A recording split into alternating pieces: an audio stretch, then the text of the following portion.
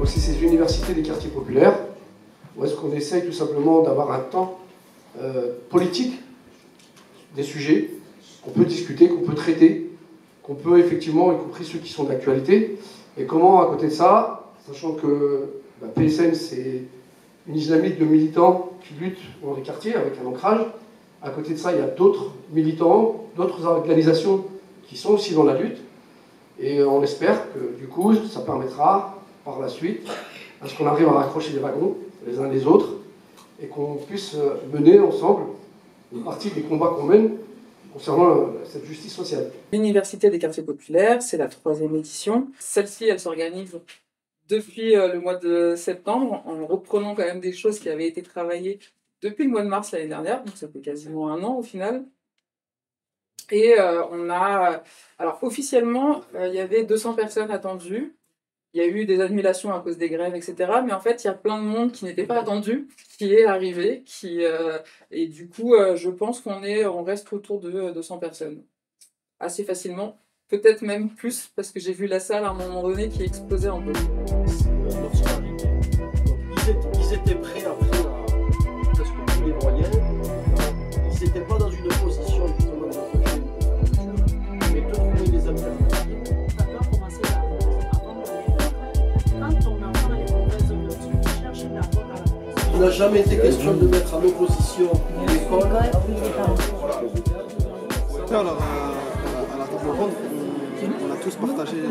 Il y a eu plusieurs centres sociaux culturels qui sont venus aujourd'hui à la table ronde pour présenter chacun ce qu'ils font et ce qu'ils vont faire, leurs points positifs, leurs points négatifs. Et c'est ce qu'on a fait aussi. On a partagé ce qu'on a fait et ce qu'on va faire. Parler de nos projets, que ce soit humanitaire ou solidaire. On vient ici pour présenter aux gens ce qu'on a proposé dans notre structure. Quartier propre, ça consiste à encourager tous les jeunes du quartier à participer pour laver le quartier et motiver les gens à éviter quelqu'un qui a l'habitude de jeter des trucs par terre. Il voit des jeunes ramasser des mégots, des bouteilles, peu importe, tout. Et ça va peut-être le toucher, pas forcément, ça va peut-être le toucher et la prochaine fois il va éviter, il va penser à cette scène qu'il a vu des jeunes ramasser des trucs, il va dire non j'ai un peu d'eau, je vais aller à la poubelle, je vais me poser tranquille. Ces ateliers, les thèmes, ils ont été choisis par rapport, c'est des thématiques dont on a l'habitude de parler, et c'est des thématiques surtout qui sont ressorties sur le manifeste, sur le Tour de France qu'on avait fait. Donc on a aussi choisi les thématiques qui étaient les plus importantes pour les habitants. La question des quartiers populaires, moi je suis venu aux questions des quartiers populaires un peu grâce au mouvement du collectif des parents de petits bars et sur la question de l'école, parce que comme je suis enseignant, c'est quelque chose qui m'intéresse, et la question de la mixité sociale, scolaire et culturelle. Et je trouve que c'est un endroit du coup de la société où ça mesure bien les problèmes dans lesquels on est dans la société, parce que tu as le logement, tu as l'emploi, la question des services publics, et des choses que tu retrouves dans d'autres endroits, mais de manière beaucoup plus concentrée, et malheureusement pour les habitants, quelque chose de beaucoup plus fort et plus désastreux dans certains points de vue, pour le chômage qui explose, tu n'as plus de services publics, ou quasiment plus, tu as une désaffection de l'État, ou même parfois des collectivités. Et donc, je pense qu'il y a des choses à faire, et avec des gens qui ont plein d'inventivité, notamment ceux qui organisent cette université. Moi, j'aurais dit, écoutez les gars, on a perdu Gaï. Demain, si on se révolte, on a des frères qui vont partir en prison. On a peut-être des frères qui vont encore mourir. On a nos mères qui vont encore pleurer. Je dis, la seule chose qu'on peut faire pour pouvoir être reconnu, c'est de s'organiser. Et pas dans la jeunesse. Pourquoi vous ne les investissez pas dans la prévention? Pourquoi vous ne faites pas en sorte que ces jeunes-là puissent avoir un avenir meilleur? Alors que l'avenir d'une ville ou l'avenir d'un pays, c'est sa jeunesse. Donc la création de PSN, c'est 2014. Et la dynamique est née après le rapport Moche Bloqué.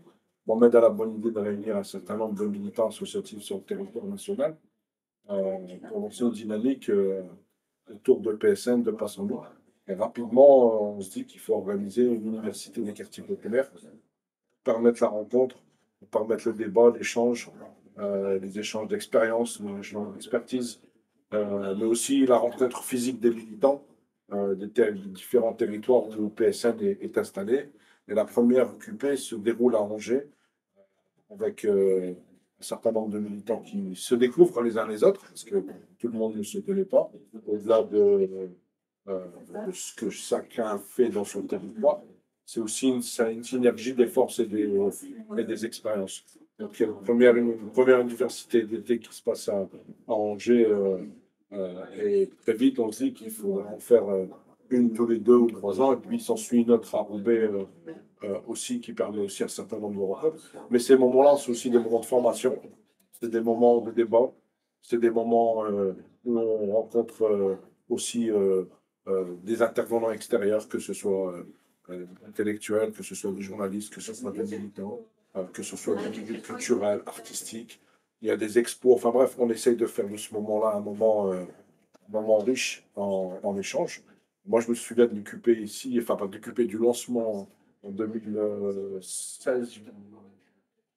On était ici pour l'Assemblée Générale, le lancement de l'occupé, je pense que c'était 2015, si je ne dis pas de bêtises, où il y a l'expo sur les Chimani qui a marqué, puis après qui a tourné dans tous les territoires.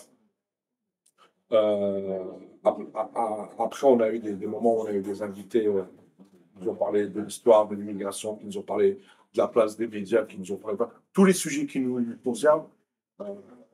On a pu les traiter avec des intervenants extérieurs, avec des militants qui pouvaient débattre et échanger avec ces personnes-là. Les gens se sont battus pour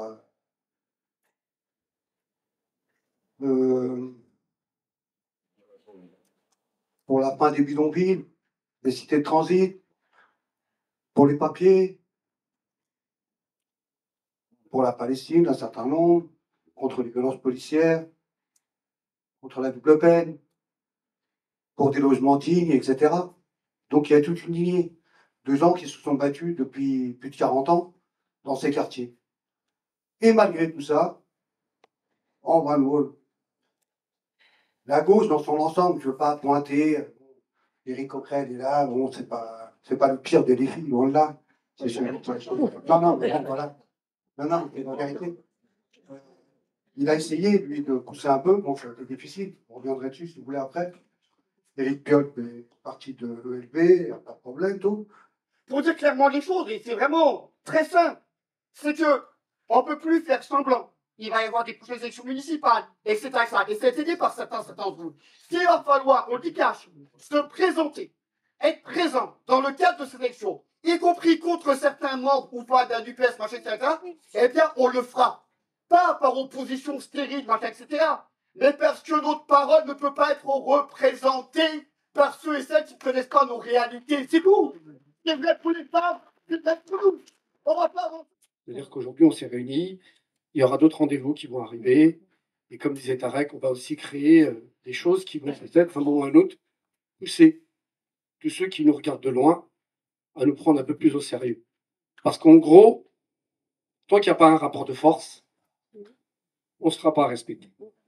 Quand je parle de rapport de force, ce n'est pas celui au nom de la violence. Bien au contraire, c'est celui de l'intelligence. C'est celui aussi de s'organiser. C'est celui qui, clairement, actuellement, et on voit les dynamiques qui existent dans les quartiers, et qui pose des sujets. Des sujets qui ont un impact sur les vies des gens. Il y en a plein qui en parlent. Et je dis souvent, il y a ceux qui vivent pas dans les quartiers qui en vivent, et ceux qui vivent dans les quartiers qui en vivent pas. Il y a toujours une possibilité. Et c'est ce que nous sommes en train de faire. Et c'est ce que nous allons continuer à faire. Je laisse la parole. Je pense qu'il y a deux expériences. Il y a les discussions informelles que l'on peut avoir autour d'un café, du repas, sur les actions qui sont menées par les uns, par les autres, les difficultés rencontrées ou les réussites. Donc déjà, ça c'est bien parce que ça nous inspire. Nous, on est une jeune association, on entame notre 3e année d'existence, donc c'est bien d'avoir... il y a tout un travail en amont qui a été fait Et on a quand même des personnes qui connaissent le terrain parfaitement depuis toujours. Mais en travail associatif, ça nous permet de nous nourrir. Et après, le deuxième axe, c'est sur les ateliers qu'il y a eu, les plénières. Ça permet de confronter les idées, d'avoir plusieurs points de vue et aussi d'avoir pu recueillir des idées d'action qu'on pourrait faire sur notre territoire et qui se font ailleurs. Et ça, c'est plutôt bien parce qu'en fait, on ne pense pas à tout. Et il y a des choses formidables qui se font et on pourra le transposer, l'adapter. Voilà. Je suis très content de participer à ces 3 jours parce qu'on a appris beaucoup de richesses. On a vu des gens qui sont dans la même galère que nous. Aujourd'hui aussi, je me suis enrichi de pas mal de choses, pas mal de questions. Je n'avais pas de réponse, là j'ai trouvé les réponses. J'espère qu'il y en aura d'autres parce que ça nous a vraiment ouvert les yeux sur des trucs qu'on n'avait pas de solution, on n'avait pas de réponse. Aujourd'hui, on part avec un bagage avec nous parce que on amène pas mal de choses avec nous aujourd'hui. Il y avait des réponses où je me pose la question, est-ce qu'on va arriver, on ne va pas arriver. Aujourd'hui, j'ai des associations, j'ai du monde ici qui me dit on était dans la même galère, mais on a pu s'en sortir. Donc aujourd'hui, je me dis, eux sont sortis, nous sommes sortis.